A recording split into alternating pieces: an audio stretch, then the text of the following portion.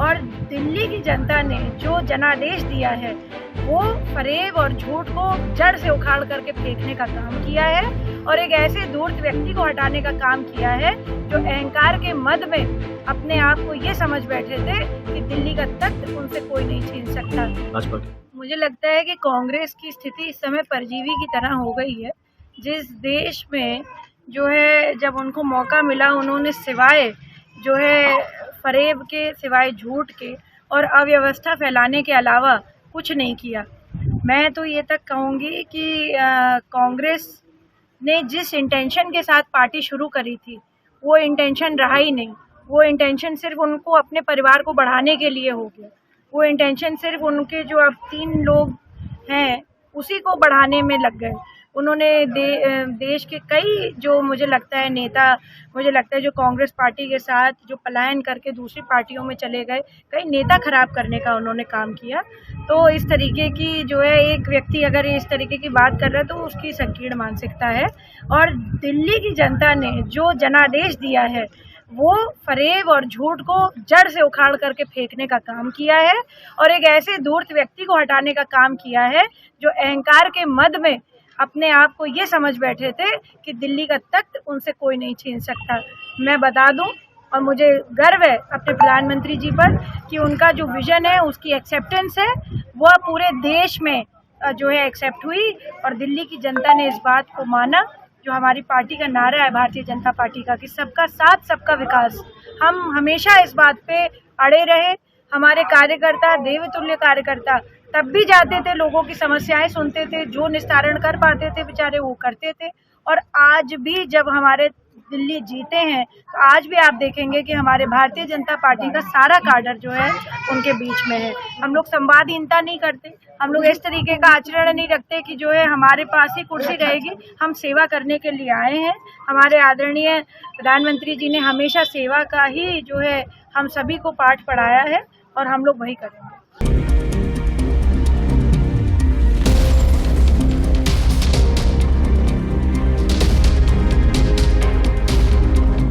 दिल्ली ने किसी को हराया नहीं, दिल्ली ने केजरीवाल को एज ए मुख्यमंत्री हटाया है। हम साथ लड़ते तो और भी बुरा हश्र होता, ये मैं उनको बता देता हूँ। इन लोगों को दिल्ली में जानते नहीं, दिल्ली की जनता ने तय कर लिया था कि अरविंद केजरीवाल को हराना है। देखिए, ये मुझे नहीं मालूम है उन्हें दिल्ली की क्या खबर है क्या नहीं, इसके बारे में पता है कि नहीं। दिल्ली ने किसी को हराया नहीं, दिल्ली ने केजरीवाल को एज ए मुख्यमंत्री हटाया है।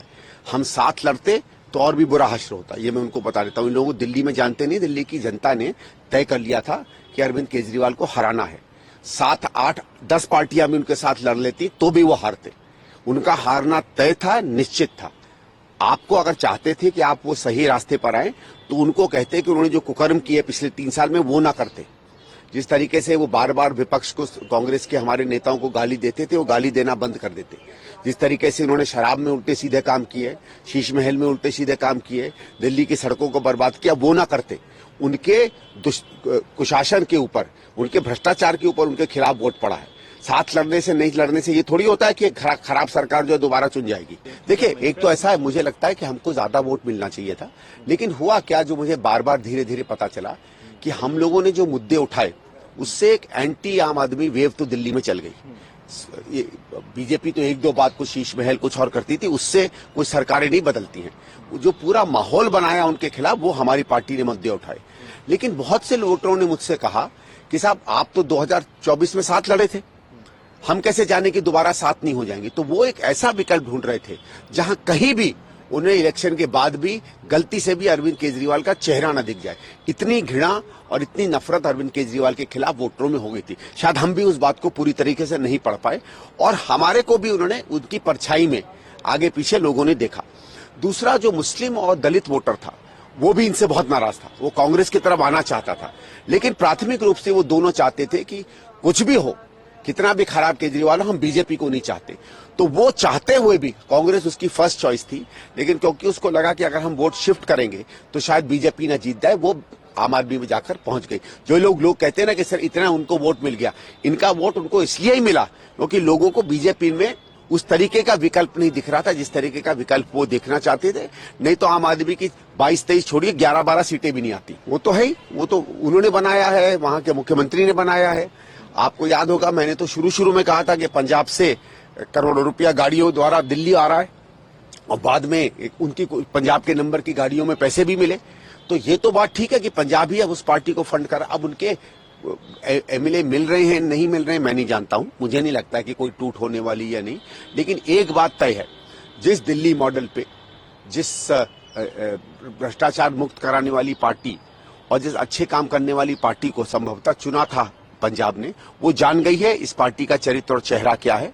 जो इनका हश्र दिल्ली में हुआ है, 2.5-3 साल बाद जब पंजाब में चुनाव होंगे, वही आम आदमी पार्टी का पंजाब में होने वाला है। नहीं ठीक है, वो तो चुनेंगे जिसको वो चुनना चाहेंगे। संकल्प पत्र का कोई मतलब नहीं होता, ये तो इवेंट होता है।